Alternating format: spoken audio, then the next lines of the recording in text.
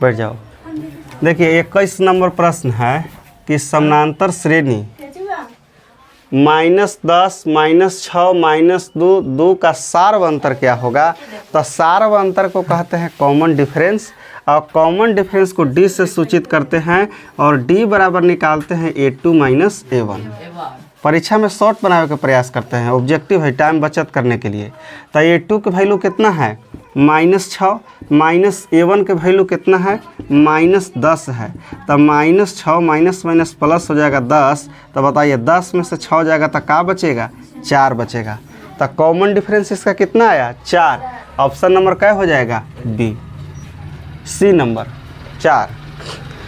फिर कह रहा है 22 नंबर प्रश्न में देखिएगा कि x + 2, ए लड़का हला कहला करता है जी, बात करता है तुम। x + 2 3x और 4x + 1 समानांतर श्रेणी में है, तो x के वैल्यू क्या होगा। तो एक चीज़ बताइए कि कोई भी एपी में, हेलो, कोई भी एपी में सार्व अंतर के मान समान होता है कि नहीं होता है। तो बताइए इसको लिखेंगे इस तरह के प्रश्न को बनाने के लिए कि d बराबर d। और देखिए अगर एपी में है A1 A2 A3 3 पद है या एपी में है, तो एपी में होने के लिए A2 - A1 बराबर A3 - A2 होगा कि नहीं होगा, कारण कि सार्व अंतर होता है अगला पद में से पिछला पद को घटाते हैं तो कॉमन डिफरेंस, इसीलिए d बराबर d लिखे हैं। और दूसरका पद में से पहला पद, तीसरका पद में से दूसरा पद का वैल्यू निकालते हैं तो वह वैल्यू कुछ होता है, बराबर होता है। तो A2 के वैल्यू कितना हो जाएगा जी, ध्यान देगा, तो 3x माइनस A1 के वैल्यू कितना हो जाएगा, x + 2 बराबर A3 के वैल्यू कितना हो जाएगा, 4x + 1 और माइनस A2 के वैल्यू कितना, 3x। इसको आगे बढ़ाइएगा तो 3x हो जाएगा, -x हो जाएगा, माइनस प्लस माइनस 2 हो जाएगा बराबर 4x + 1 और माइनस कितना, 3x। 3x में से x जाएगा तो 2x बचेगा और -2 बराबर 4x में से 3x जाएगा तो x बचेगा और प्लस में कितना, 1। बताइए संख्या वाला के एक तरफ करेंगे तो 2x, आई वाला x की इधर लेके आइए तो घट जाएगा, -x हो जाएगा, बराबर किस तरफ आता है तो -2 है ये तो उस तरफ जाएगा तो कुछ में हो जाएगा, प्लस में हो जाएगा। तो 1 + 2 यानी 2x में से एगो x जाएगा तो x बचेगा और 2 + 1 कितना हो जाएगा, 3। यानी ऑप्शन नंबर क्या हो जाएगा, बी। यही आंसर हुआ इसका। 23 नंबर प्रश्न है कि समानांतर श्रेणी 0 -4 -8 -12 का सार्व अंतर क्या होगा। तो इसको A1 कहते हैं, इसको A2 कहते हैं, इसको A3 कहते हैं, इसको A4 कहते हैं। सार्व अंतर ज्ञात करने के लिए, कॉमन डिफरेंस ज्ञात करने के लिए d बराबर A2 - A1 होता है, A2 - A1।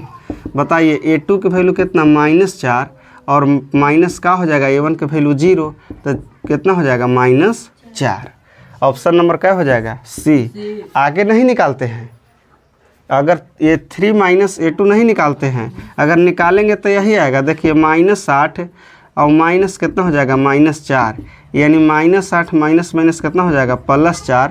इसका वैल्यू कितना आएगा, -4। तो अगला पद में सही निकालते हैं, एक ही बार निकाल लेते हैं, d बराबर A2 - A1 और निकाल करके 54 ऑप्शन होता है उसको मार के निकल जाते हैं सीधा।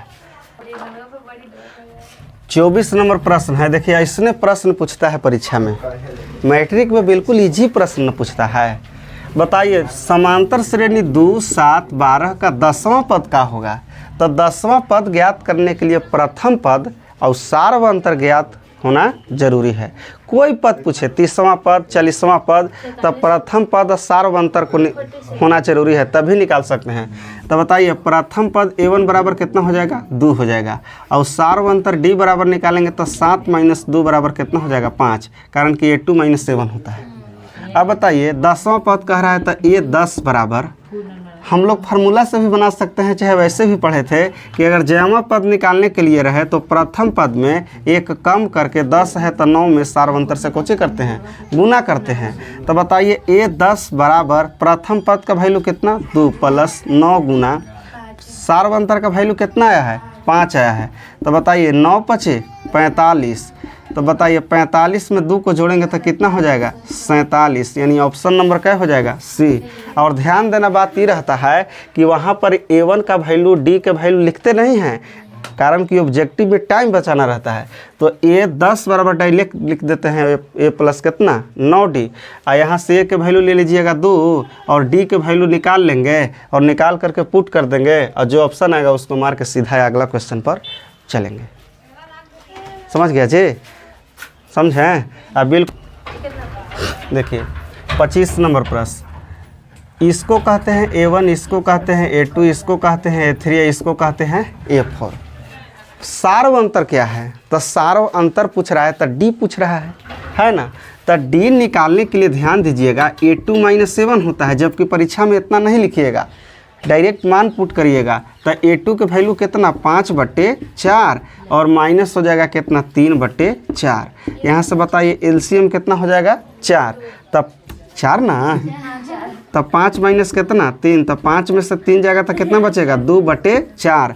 बहुत विद्यार्थी तो यहाँ 2/4 देखता है और ऑप्शन खोजता है कि कौन होगा, लेकिन यहाँ कटेगा 2 दूनी कितना हो जाएगा 4, यानी 1/2। ऑप्शन नंबर क्या हो जाएगा?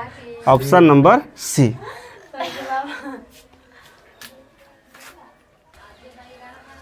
देखिए इसको समझिए बढ़िया से, अच्छा प्रश्न है।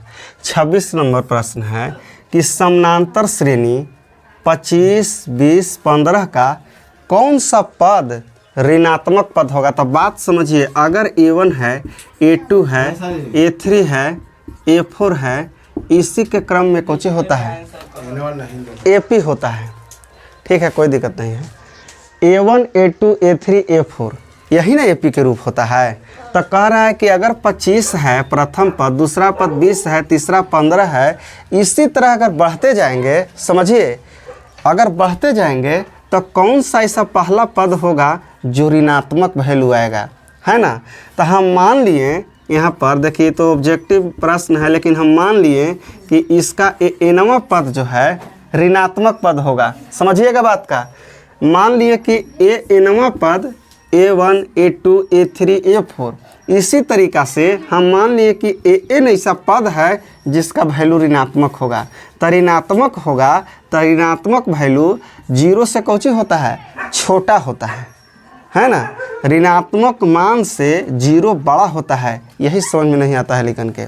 यहाँ पर A1 है, A2 है, A3 है, तो कह रहा है कौन सा ऐसा पद पहला होगा जो ऋणात्मक पद होगा। तो मान लिए कि एनवा पद कौची है, ऋणात्मक पद है। अगर ये ऋणात्मक पद है तो एक से 0 का वैल्यू कौची होगा, बड़ा होगा। अब an बराबर फार्मूला हम लोग जानते हैं कि A + n - 1 इंटू डी होता है, और लेस देन कौची हो जाएगा 0, यानी 0 का वैल्यू बड़ा होता है माइनस वाली संख्या से। तो यहाँ पर देखिए A के वैल्यू कितना हो जाएगा 25 हो जाएगा, प्लस n - 1 और d के वैल्यू निकालेंगे तब 20 में से 25 जाएगा तो कितना हो जाएगा -5 ना, लेस देन 0। अब देखिए 25 प्लस इसको गुना करेंगे तब प्लस और माइनस का हो जाएगा, माइनस हो जाएगा कितना 5n। इसको माइनस माइनस से प्लस हो जाएगा तो 5 हो जाएगा लेस देन 0। यहाँ से देखिए 25 और 5 कितना हो जाएगा 30, यानी -5n लेस देन कितना हो जाएगा, इधर लेके आएंगे तो एक स्टेप और बढ़ा देते हैं, 25 5 हो जाएगा 30 -5n और लेस देन का हो जाएगा 0। देखिए अब यहाँ से 30 - 5n लेस देन 0 अगर यहाँ से निकालेंगे, देखिएगा 30 लेस देन तो ये 5n उस तरफ चल जाएगा ना। लेकिन एक बात ध्यान में रखिए, 30 को उस तरफ नहीं भेजते हैं, जो n का वैल्यू निकालना रहता है उसी को भेजते हैं। समझ रहे हैं बात को। तो यहाँ से देखिए ध्यान से, अगर यहाँ से 30/5 निकालेंगे लेस देन n, तो 5 6 कितना हो जाएगा 30, यानी 6 लेस देन हो गया n। यानी इसका मतलब कहने का है कि n का जो वैल्यू होगा ये 6 से कौची हो जाएगा, बड़ा होगा, और तब उसका ऋणात्मक पद आएगा। लेकिन के समझ में नहीं आता है, एक बार फिर से देखिए 6 से बड़ा है कौची n, यानी n का जो भी वैल्यू है यहाँ पर आने वाला है वो 6 से कौची आने वाला है, बड़ा आने वाला है, और जो n का वैल्यू आएगा वही तो इसका ऋणात्मक पद होगा। तो 6 के बाद जस्ट एक सोचेंगे तो क्या हो जाएगा 7वां, यानी 7वां पद इसका कौची होगा, ऋणात्मक पद होगा। समझ गए। देखिए 27 नंबर प्रश्न है कि निम्न में कौन सा AP में नहीं है, AP में नहीं है। ढेर लेकिन तो देखता है कि एपी में यह मार्क निकल जाता है, लेकिन गलती हो जाता है। सबसे पहले पहला में सोचेंगे ऑप्शन ए में कि ए है, ए प्लस डी है, ए प्लस 2d है, प्लस 3d है। तो ये प्रथम पद, दूसरा पद, तीसरा पद और चौथा पद। तो अगर ए प्लस डी में से घटाएंगे ए के, तो ए कट जाएगा तो बच का जाएगा डी। ए प्लस 2d में से अगर ए प्लस डी को घटाएंगे, यहाँ पर समझिए ए प्लस कितना 2d, ये वाला है तीसरा पद। दूसरा पद को घटाएंगे माइनस ए प्लस कितना के डी के, तो ए प्लस 2d माइनस ए माइनस हो जाएगा डी। ए से ए कट जाएगा, 2 गो डी में से 1 गो डी चल जाएगा तो 1 गो डी बचेगा। और पहला में भी यही काम किए कि ए प्लस डी में से ए को घटाएं तो क्या मिला, डी मिला। यानी दोनों में डी आ रहा है, यानी कॉमन डिफरेंस सेम आ रहा ना है। तो इसीलिए बताइए ये ए में होगा ना, तो ये होगा। तो पूछ रहा है कि ए में नहीं कौन होगा, तो ये तो ऑप्शन होगा नहीं। दूसरा का चेक करेंगे, √2 है, तो इसको कहते हैं a1, इसको कहते हैं a2, इसको कहते हैं a3। a2 माइनस a1 करते हैं, तो a2 माइनस a1 करिएगा तो क्या होगा, √8 माइनस √2, यही ना। बताइए √8 के हम लोग लिख सकते हैं 4 गुने 2 माइनस √2। अब 4 के वर्गमूल निकालेंगे तो कितना हो जाएगा 2, और रूट में रह जाएगा 2 माइनस √2। 2 गो √2 में से 1 गो √2 चल जाएगा तो क्या बचेगा, √2। फिर a3 में से a2 करेंगे तो √18 माइनस हो जाएगा कितना, √8। बताइए √18 के लिख सकते हैं 9 गुना कितना 2 और माइनस √8। आगे बढ़ेंगे, 9 किसका स्क्वायर है, 3 का, तो 3 √2 और माइनस √8 का वैल्यू यहाँ पर देखिए हम लोग निकाले हैं तो कितना आया है, 2 √2। 3 गो √2 में से 2 गो √2 घट जाएगा तो क्या बचेगा, √2। यानी कॉमन डिफरेंस √2 यहाँ सेम आ रहा है, इसीलिए यह भी एपी में होगा, है ना। तो ये भी नहीं होगा। ऑप्शन सी के जांच करेंगे तो बताओ, पहले डी के जांच करते हैं। 1 बटे कितना है, 2 है। इसको a1 कहते हैं, a2 कहते हैं, a3 कहते हैं, है ना। तो इसको जांच करिएगा तो देखिए ध्यान से, इसको मिटाते हैं। जांच करेंगे तो 1/3 माइनस कितना हो जाएगा, 1/2 बराबर एलसीएम कितना हो जाएगा इसका, 6 हो जाएगा। 3 दूनी 6 हो जाएगा, 2 माइनस 2 तिहाई 6, यानी कितना हो जाएगा, -1/6। फिर एकरा में से एकरा घटा के देखेंगे तो 1/6 माइनस हो जाएगा 1/3। एलसीएम लीजिएगा तो कितना हो जाएगा, 6 होगा। 6 व 3 के एलसीएम कितना होगा, 6। तो यहाँ पर कितना हो जाएगा, 1 माइनस 3 दूनी 6, यानी -1/6। यानी दोनों का कॉमन डिफरेंस सेम आ गया। तो इसका मतलब कि यह भी एपी में है। अगर ई एपी में है, ई एपी में है, ई एपी में है, तो ऑप्शन सी बच गया ना। तो ई एपी में कुछ होगा नहीं होगा। अब इसीलिए ऑप्शन नंबर क्या हो जाएगा, सी हो जाएगा। तो जांच करे का तरीका देखें कैसे जांच करते हैं। प्रश्न है 28 नंबर प्रश्न है। देखिएगा ध्यान से, कह रहा है कि यदि संख्याएं 2x - 1, 3x + 2 और 6x - 1 एपी में है तो इसका x के वैल्यू क्या होगा। ऑप्शन 4 को दिया हुआ है। तो सबसे पहले समझना होगा कि पद को a1 कहते हैं, पद को a2 कहते हैं, पद को a3 कहते हैं। कॉमन डिफरेंस बराबर लिखेंगे कॉमन डिफरेंस, और a2 - a1 बराबर होगा a3 - कौची के a2 के। एपी में रहता है तो जानते हैं कि दूसरका पद में से पहिलका पद, तीसरका पद में से दूसरा पद का वैल्यू कोची आता है, इक्वल आता है, बराबर आता है। बताइए a2 के वैल्यू है कितना, तो 3x + 2 है। a1 के वैल्यू कितना है, तो माइनस है 2x माइनस कितना 1। यहाँ माइनस को कोष्ट में रखते हैं, बराबर। a3 कितना है, तो 6x - 1 है। और a2 के वैल्यू कितना है, 3x + 2 है ना। यहाँ पर देखिएगा a3 के वैल्यू कितना 6x - 1 ले लिए, और माइनस a2 के वैल्यू कितना 3x + 2। अब इसको आगे बढ़ाएंगे तो 3x प्लस कितना है 2 और -2x माइनस माइनस कितना हो जाएगा +1 बराबर 6x - 1, और माइनस कितना हो जाएगा 3x, माइनस प्लस होता है माइनस कितना 2 में 1 से गुना, माइनस माइनस प्लस माइनस हुआ, गुना थोड़े हुआ। अब बताइए 3x + 2 और 2x + 1 है, तो 3x में से 2x जाएगा तो क्या बचेगा, x बचेगा, और 2 का 1 कितना हो जाएगा 3 हो जाएगा, बराबर 6x में से 3x जाएगा तो क्या बचेगा, 3x बचेगा ना।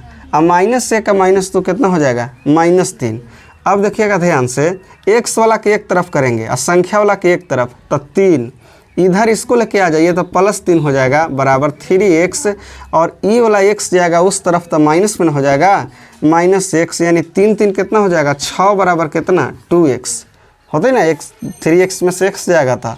अब बताइए इसको काट दीजिए तो द्वितीय आई 6, यानी x के वैल्यू कितना आ गया 3 आ गया। ऑप्शन नंबर क्या हो जाएगा, ए हो जाएगा। बिल्कुल इजी प्रश्न है।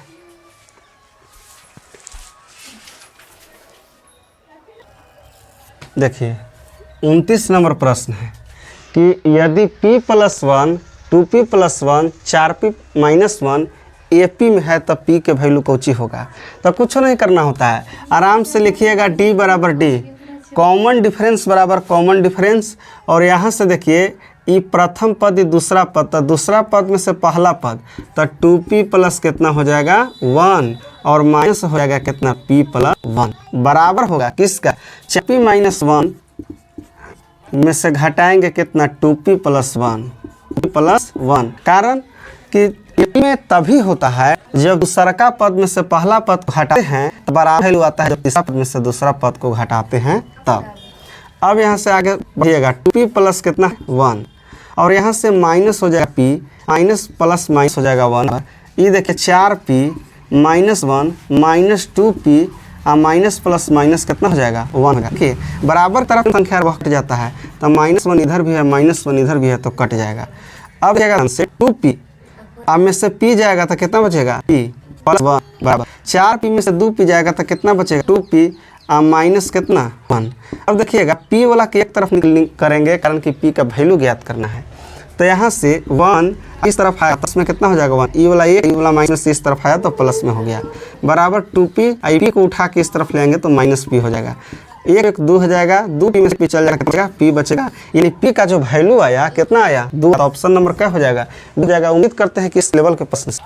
देखिए प्रश्न है 30 नंबर प्रश्न है, यदि AP के प्रथम पद a, प्रथम पद कितना है a है, लिख रहे हैं कि प्रथम पद बराबर के a और सार अंतर d है, सार अंतर है d, तो कह रहा है ना कि ये 4 ऑप्शन में से AP होगा, तो AP मेन आत्मा होता है कौची कि डी वैल्यू समान होना चाहिए, यानी कॉमन डिफरेंस का मान समान होना चाहिए। तो ये बात समझिए, अगर ए प्लस डी है तो पहला पद दूसरा पद तीसरा पद इसी क्रम में होता है ना, तो अगर दूसरा का पद में से पहला पद घटाएंगे, पहला के लिए चेक कर रहे हैं, तो ए प्लस डी में से घटाएंगे कितना, ए को घटाएंगे, ए एक कट जाएगा बराबर कितना मिला डी मिला।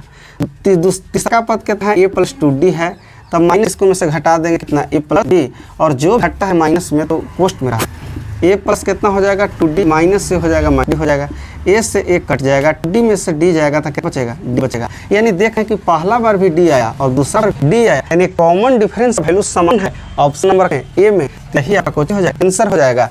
और बी नंबर, सी नंबर और डी नंबर के आप चेक नहीं भी कर सकते, और चेक भी करिएगा तो नहीं आएगा। देखिए a + 3d में से हटाएंगे तो ये घट जाएगा तो 3d बचेगा, लेकिन a + 9d में से 3d घटाइएगा तो ये a घट जाएगा, 9d में से 3d जाएगा तो 6d बचेगा, है ना, इसलिए नहीं आएगा। a/2 में से a को घटाइएगा और a/5 में से a/2 को तो नहीं लेगा, और a² में से a को घटाइएगा नहीं हटेगा, a² - से घटाइएगा तो ये घाटा। तो बताइए अब यही ना a की स्क्वायर कहते हैं, तो इतना ही ना रहता है, कॉमन ले सकते हैं क्रम से, तो ये हो जाएगा a माइनस कितना हो जाएगा 1 हो जाएगा। यहाँ पर ऑप्शन यहाँ पर हो गया, आंसर क्लियर हो गया।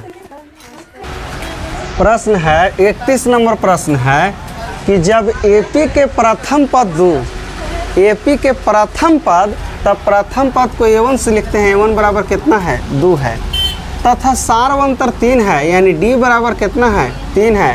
तो कह रहा है कि AP का 3 पद और लिखिए, तब पहला पद तो 2 होगा, है ना, तो सब में 2 शामिल है, तो ऑप्शन को नहीं मार सकते हैं। लेकिन दूसरा का पद ज्ञात करने के लिए हम लोग जानते नहीं कि a + d होता है, एक कम करके। तो बताइए प्रथम पद का वैल्यू 2 और सार्वंतर का वैल्यू 3, तो 3 और 2 कितना हो गया 5 हो गया।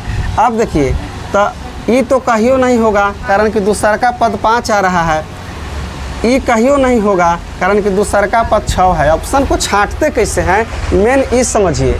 अब देखिए तीसरा का पद निकालेंगे तो a प्लस कितना होता है 2d होता है, तब प्रथम पद का वैल्यू 2 हो गया, प्लस 2 गुना d के वैल्यू कितना दिया हुआ है 3 दिया हुआ है तो 2 प्लस कितना हो जाएगा 6, और 6 और 2 कितना हो जाएगा 8, तो 2 हो जाएगा, 5 हो जाएगा, 8 हो जाएगा, यानी ऑप्शन नंबर बी हो जाएगा। बिल्कुल इजी प्रश्न है। प्रश्न है 32 नंबर प्रश्न है, बिल्कुल इजी, 2016 में पूछल है कि 4, 10, 16, 22, 28 का सार्व अंतर क्या होगा। तो सार्व अंतर कॉमन डिफरेंस बराबर होता है A2 माइनस A1, तो D बराबर हो जाएगा 10 माइनस कितना हो जाएगा 4, और 10 में से 4 जाएगा तो कितना बचेगा 6 बचेगा, यानी ऑप्शन नंबर क्या हो जाएगा बी हो जाएगा। बिल्कुल इजी प्रश्न। अगर ऐसे ही सोच लेते हैं कि 10 में से 4 जाएगा तो 6 बचेगा, आंसर हो गया। 16 में से 10 जाएगा तो 6 बचेगा, आंसर हो गया। बिल्कुल इजी प्रश्न।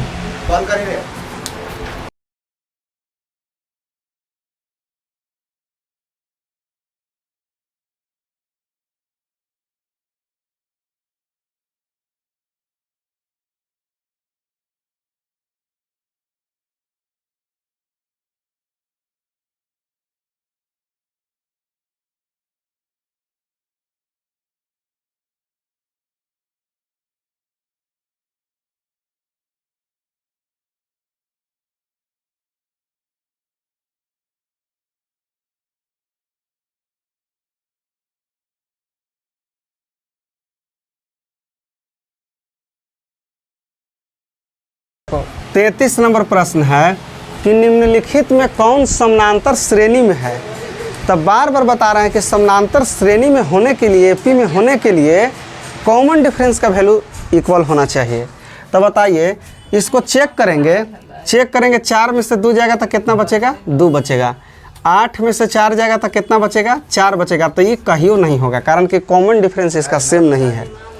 ऑप्शन नंबर बी के जांच करेंगे तो -6 में से देखिएगा घटाएंगे, कॉमन डिफरेंस ज्ञात करने के लिए -10, तो क्या हो जाएगा -6 माइनस माइनस प्लस हो जाएगा, तो कितना बच जाएगा 4 बचेगा। अगर -2 में से घटाएंगे -6 तो हो जाएगा -2 माइनस माइनस प्लस 6 हो जाएगा, 6 में से 2 जाएगा तो 4 बचेगा, यानी यही वाला के कॉमन डिफरेंस सेम आ रहा है। तो ऑप्शन नंबर कौन हो जाएगा बी हो जाएगा। 5 में से 3 जाएगा तो 2 बचेगा, 4 में से 5 जाएगा तो -1 बचेगा, यो कहीं नहीं होगा। √6 में से √3 नहीं घटेगा, पूरा परफेक्ट स्क्वायर होकर के निकलता है तब घटता है। √6 माइनस √3 है तो नहीं घटता है। √9 माइनस √6 है तो ये हो जाएगा 3, इसका वैल्यू 9 का, 3 का परफेक्ट स्क्वायर है रूट में, माइनस √6, इसलिए कॉमन डिफरेंस बी का ऑप्शन का आ रहा है सही, इसलिए आंसर यही हो जाएगा। और मार करके सीधे अगला पढ़ते हैं, 2016 में पूछा गया प्रश्न है। प्रश्न है 34 नंबर कि समानांतर श्रेणी 0, 1/8, 1/4 का सार्व अंतर क्या होगा। तो सार्व अंतर ज्ञात करने के लिए डी बराबर दूसरा पद में से पहला पद को घटाते हैं तो 1/8 माइनस 0 करेंगे, तो 0 घटाएंगे तो कोई फर्क पड़ेगा, कोई संख्या में से 0 घटाते हैं तो संख्या इतना ही रहता है, तो कितना हो जाएगा 1/8। बताइए 1/8 कौन ऑप्शन में है ए में, तो ये आंसर हो जाएगा। अगर 1/4 में से भी 1/8 घटा के देखिएगा तो एलसीएम कितना हो जाएगा 8, 4 दूनी कितना हो जाएगा 8, यहाँ 2 माइनस 1 हो जाएगा यानी 1/8। यानी कहने का मतलब कि पहला ही चेक करके सीधे अगला पढ़ लेते हैं कि इसका आंसर कितना है 1/8 होगा। 34 नंबर प्रश्न देखिए, बिल्कुल अच्छा प्रश्न है अभी। 35 नंबर समानांतर श्रेणी √7, √28, √63 इसी के क्रम में पी है, तो पूछ रहा है कि इसका चौथा पद क्या होगा। तो चौथा पद ज्ञात करने के लिए हम लोग पहले से सिस्टम जानते हैं कि ए प्लस प्रथम पद में चौथा पद कहेगा तो एक कम कर देते हैं और सार्व अंतर से गुना करते हैं तो चौथा पद मिल जाएगा। पांचवा पद ज्ञात करने के लिए प्लस कितना होता है 4D होता है। अब बताइए प्रथम पद कितना है √7, इसको लिख देंगे √7 प्लस 3 गुना, और डी के वैल्यू निकालेंगे तो कितना होगा। देखिए यहाँ से निकाल रहे हैं, अगर डी बराबर निकालेंगे तो √28 माइनस √, कितना है 7 है। बताइए 28 को लिख सकते हैं कि 7 × 4 माइनस कितना √7। अब बताइए 4 के वर्गमूल कितना होता है 2 होता है, और रूट में रह जाएगा 7, कहे कि 7 का कोई संख्या का परफेक्ट स्क्वायर नहीं है, 4 के वर्गमूल 2 हो गया, रूट 7 हो गया। अब माइनस कितना हो जाएगा, रूट 7। बताइए 2 गो रूट 7 में से 1 गो रूट 7 जाएगा तो क्या बचेगा, रूट 7, यानी कॉमन डिफरेंस का वैल्यू आया रूट 7। तो यहाँ पर रखेंगे रूट 7। अब देखिए रूट 7 प्लस कितना हो जाएगा, 3 रूट 7, यानी 3 रूट 7 और रूट 7 दोनों मिल करके क्या हो जाएगा, 4 रूट 7। अब समझिए 4 रूट 7 तो कोई ऑप्शन में है नहीं, लेकिन अब यहाँ बात समझिए, अगर रूट 7 है और ये 4 बाहर है तो ये 4 बताइए 2 को 4 यहाँ रूट में होगा तब ना एगो बाहर निकला होगा, यही समझना है। आंसर आया 4 रूट 7, लेकिन अगर 4 रूट 7 ये ऑप्शन में नहीं दिया हुआ है तो ये 4 बाहर कैसे निकला होगा, रूट में 2 को रहता है तब ना एगो बाहर निकलता है। तो रूट 7 है और इसमें गुना कर दिए 4 गुना 4 से, तो 4 चौके कितना हो जाएगा, 16।